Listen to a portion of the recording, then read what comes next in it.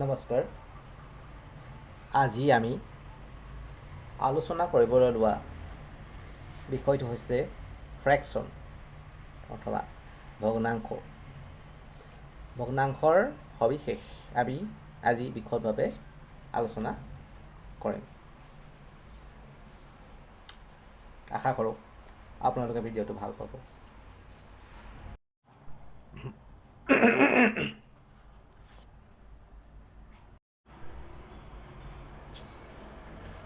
আজি আমাৰ আলোচনাৰ বিষয়টো হৈছে ফ্ৰেকশ্যন বা ভগ্নাংশ। ফ্ৰেকশ্যন ভগ্নাংশ। এতিয়া আমি প্ৰথমে চাম ভগ্নাংশ কাক বোলে। কোনোবা এটা বস্তু যেতিয়া আমি সমানে সমানে টুকুৰা টুকুৰা কৰি দিম আৰু তাৰ কোনোবা এটা নিৰ্দিষ্ট অংশ ল'ম, সেয়ে হৈছে ভগ্নাংশ। মানে ভগ্ন অংশ, ভগা বস্তু এটাৰ কোনোবা এটা অংশ, সেয়ে হৈছে ভগ্নাংশ। এতিয়া আমি ভগ্নাংশটো কেনেদৰে লিখিম? ধৰা হ'ল আমি এটা ৰুটি সমানে 4 ভাগ কৰিলোঁ, কৰি তাৰ এভাগ লৈছোঁ। গতিকে এইটো যদি আমি ভগ্নাংশত লিখিবলৈ হয়, তেতিয়া আমি কেনেকৈ লিখিব লাগিব? 4/1। ইয়াত এই 8ডালৰ তলত যে আমি এই 4টো লিখিলোঁ, এই 4টো হৈছে ৰুটিটো মুঠতে কিমানটা ভাগ কৰিছোঁ তাৰ মুঠ সংখ্যাটো। 1 2 3 4, 4টা অংশ, এই 4টা অংশ। আৰু যিহেতু আমি এই 8 দিয়া অংশটো লৈছোঁ, গতিকে ইয়াত আমি 1 লিখিছোঁ, অৰ্থাৎ 4/1। ই এটা ভগ্নাংশ। এতিয়া এটা ভগ্নাংশৰ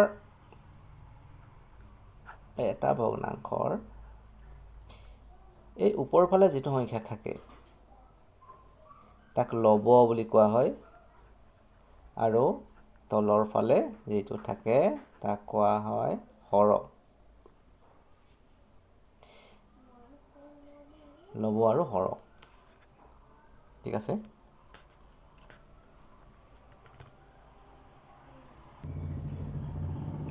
এতিয়া আমি আলোচনা কৰিম যে ভগ্নাংশৰ বিভিন্ন প্ৰকাৰসমূহ। ভগ্নাংশ বিভিন্ন প্ৰকাৰ আছে, কিন্তু তাৰ আগতে আমি এই হৰ আৰু লবৰ ওপৰত নিৰ্ভৰ কৰি দুটা ভাগ পাম। ইয়াৰে এটা হৈছে প্ৰকৃত ভগ্নাংশ,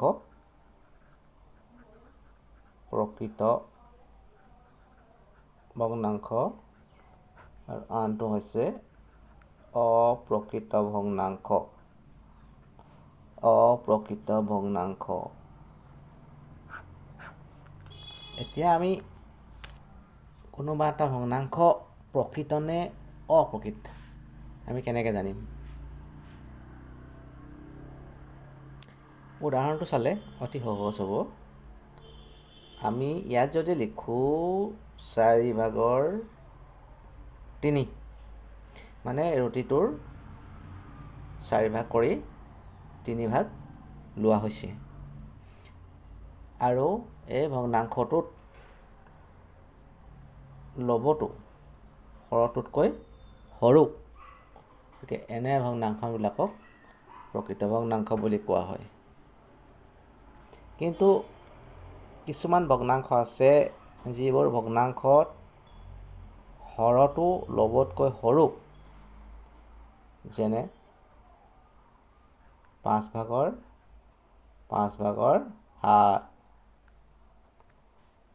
এনেবিলাক ভগ্নাংশত এই লবটো হৰটোতকৈ ডাঙৰ। গতিকে এনেবোৰ ভগ্নাংশকে অপ্ৰকৃত ভগ্নাংশ বুলি কোৱা হয়।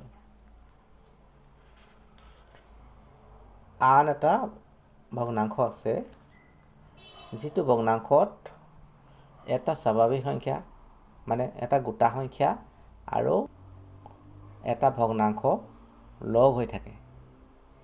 এনেবিলাক ভগ্নাংশক মিশ্ৰ ভগ্নাংশ বুলি কোৱা হয়। মিশ্ৰ ভগ্নাংশ বুলি কোৱা হয়। মিশ্ৰ ভগ্নাংশ। উদাহৰণস্বৰূপে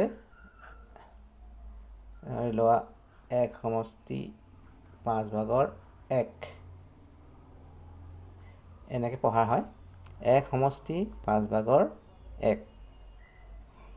এইটো মিশ্ৰ ভগ্নাংশ। মানে ইয়াত এটা গোটা সংখ্যা আছে আৰু এটা ভগ্নাংশ আছে, মিক্স হৈ আছে। এইখিনিতে আৰু এটা কথা আমি আলোচনা কৰাটো ভাল হ'ব যে এটা অপ্ৰকৃত ভগ্নাংশক মিশ্ৰ ভগ্নাংশলৈ ৰূপান্তৰ কৰিব পাৰি আৰু এটা মিশ্ৰ ভগ্নাংশক অপ্ৰকৃত ভগ্নাংশলৈ ৰূপান্তৰ কৰিব পাৰি। কিন্তু কেনেকৈ পাৰি চাওঁ আহক।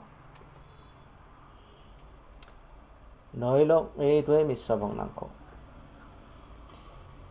1 সমষ্টি 5/1। ইয়াক আমি অপ্ৰকৃত ভগ্নাংশলৈ ৰূপান্তৰ কৰিবলৈ হ'লে কি কৰিব লাগিব?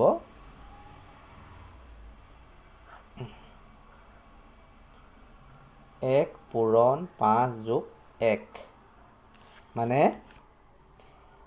এই হৰটোৱে, যিটো ইয়াত হৰ আছে, সেই হৰটোৱে লগত থকা গোটা সংখ্যাটোক পূৰণ কৰি লবটোৰ লগত যোগ কৰি দিব লাগে। এনেদৰে লিখিব লাগিব আৰু হৰটোৱে নিজৰ জেগাতে থাকিব, কিন্তু মানটো হৰটোৱে গোটা সংখ্যাটোৰ লগত পূৰণ হৈ লবটোৰ লগত যোগ হ'ব। 5 × 5 = 6 5/6। ইয়াত লবটো 6 হৰটো 5, তাৰমানে হৰতকৈ লবটো ডাঙৰ আৰু ই এটা অপ্ৰকৃত ভগ্নাংশ। সেইদৰে এটা অপ্ৰকৃত ভগ্নাংশক আমি মিশ্ৰ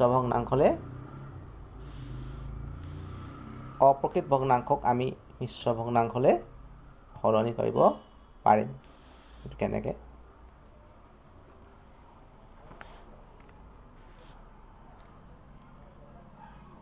তাক কৰিবলৈ হ'লে আমি হৰটোৱে লবটোক হৰণ কৰিব লাগিব। 5ৰে 7ক হৰণ কৰিলে 1 বাৰ যাব, 5 × 5, 7ৰ পৰা 5 গ'লে 2। এতিয়া এইটো আমি লিখিম কেনেকৈ?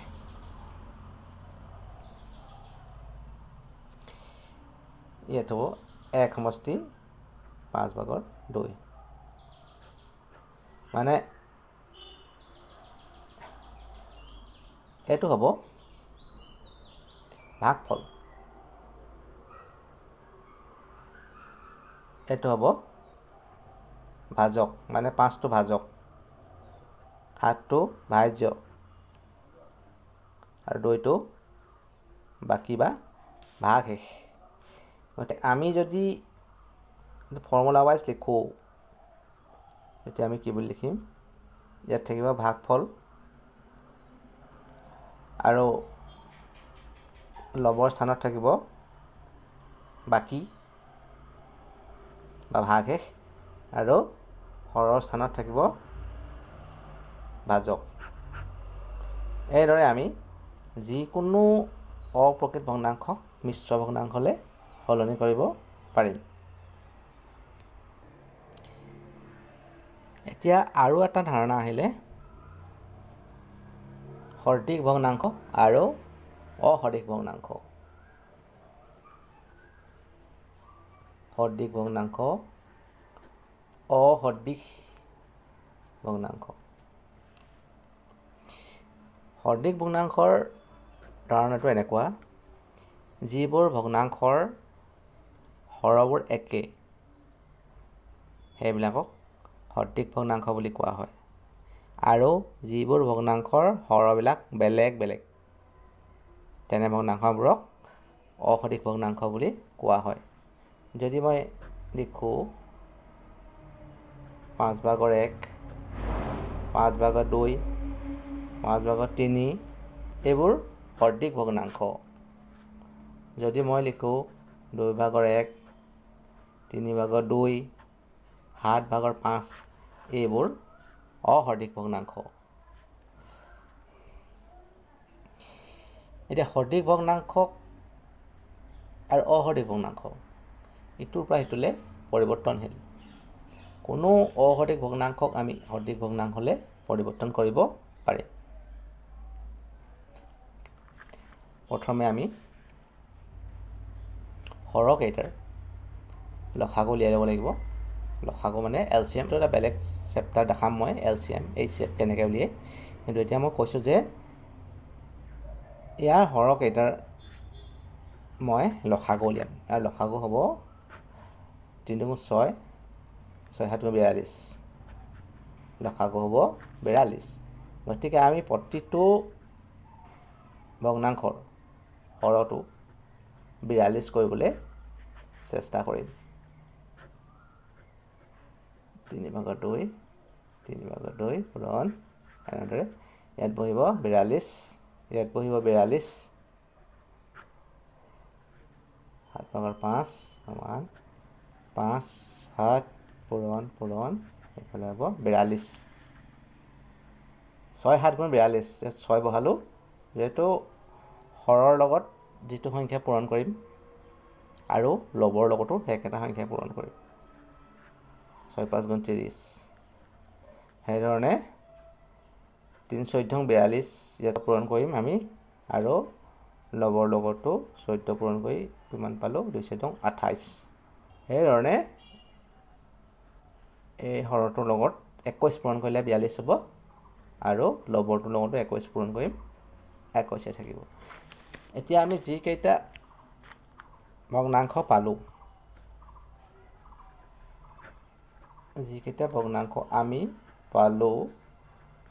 প্ৰতিটো ভগ্নাংশই হৰটো একেই, 42/21, 42/28, 42/30। গতিকে এইকেইটা সদৃশ ভগ্নাংশ। ঠিক আছে। এইখিনিতে আৰু এটা ধাৰণা আহিলে সমমান ভগ্নাংশ। এই ধাৰণাটো অলপ দৰকাৰী। সমমান ভগ্নাংশ, এই ভগ্নাংশবিলাক দেখিবলৈ যদিও বেলেগ বেলেগ, কিন্তু সিহঁতৰ অন্তৰ্নিহিত মানটো একেই, গতিকে সিহঁতক সমমান ভগ্নাংশ বুলি কোৱা হয়। উদাহৰণস্বৰূপে 2/1, 4/2, 2/1, 4/2, দুইটা ভগ্নাংশ দেখিবলৈ বেলেগ বেলেগ, কিন্তু ইহঁতৰ অন্তৰ্নিহিত মানটো একেই, গতিকে এই দুটা সমমান ভগ্নাংশ। এতিয়া কোনোবা এটা ভগ্নাংশৰ সমমান ভগ্নাংশ উলিয়াবলৈ হ'লে আমি কি কৰিব লাগিব, ভগ্নাংশটোৰ লব আৰু হৰ উভয়ৰ লগত, মানে দুয়োটাৰ লগত একে সংখ্যা পূৰণ কৰিব লাগিব। আৰু এনেদৰে পূৰণ কৰাৰ পাছত আমি যিটো নতুন ভগ্নাংশ পাম, সেইটো ভগ্নাংশ প্ৰথম ভগ্নাংশটোৰ সমমান। সমমান মানে সমান নহয়, আচলতে সমমান, মানটো সমান। এতিয়া আমি এই 2/1টোকে ইয়াৰ এটা সমমান ভগ্নাংশ উলিয়াইছোঁ। 4/2টো কিদৰে ইয়াৰ সমমান হ'ল তাকে দেখাইছোঁ। 2/1 ইয়াৰ লব আৰু হৰৰ লগত আমি ক্ৰমে 2, 2 পূৰণ কৰি দিম। লবৰ লগতো 2, হৰৰ লগতো 2, গতিকে 2 × 2, 2 × 2 = 4, 4/2 একেই হ'ল। আৰু ইয়াতকৈ আমি বেলেগ কৰি উলিয়াব পাৰিম। যদি আমি লব আৰু হৰৰ লগত ক্ৰমে 3 পূৰণ কৰি দিওঁ তেতিয়া চাব 3 × 3 3 × 2 6 মানে 2/1 4/2 6/3 এই ভগ্নাংশবোৰ সমমান আৰু এনেদৰে সমমান ভগ্নাংশ উলিওৱা হয়। এতিয়া যদি MCQ হিচাপত প্ৰশ্নটো আহে 2/1 সমমান ভগ্নাংশটো কোনটো লিখা, ইয়াত বেলেগ বেলেগ ধৰণৰ ভগ্নাংশ দি দিব, তেতিয়া আমি এইদৰে কৰি চাব লাগিব, মানে হৰৰ মানটো উলিয়াই চাব লাগিব।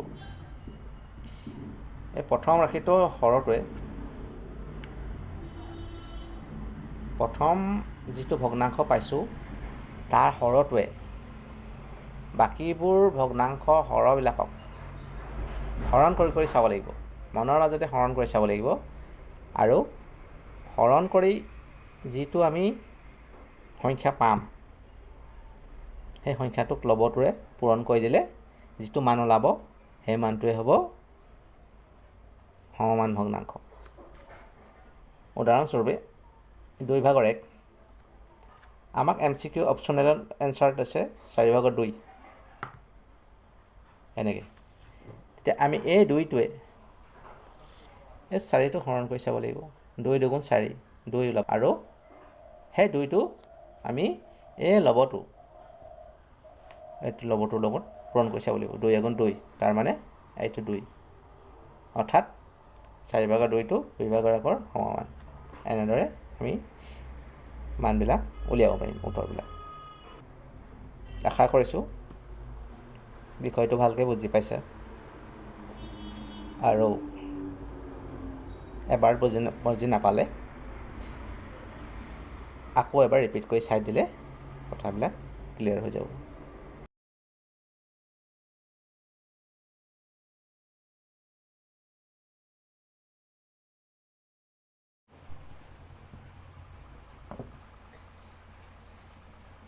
এয়াই আছিল ভগ্নাংশৰ বিষয়ে আমাৰ আলোচনা, আৰু যিমান সম্ভৱ সূক্ষ্মভাৱে কথাবিলাক বুজাই দিবলৈ চেষ্টা কৰা হৈছে। আৰু এই ক্ষেত্ৰতো যদি কিবা বুজি নোপোৱা বিষয় ৰৈ গৈছে বা বাকী থাকি গৈছে তেতিয়াহ'লে কমেণ্ট বক্সত সুধিলে মই বিষয়টো আকৌ পুনৰবাৰ শুনিব পাৰিম। জয় আই অসম।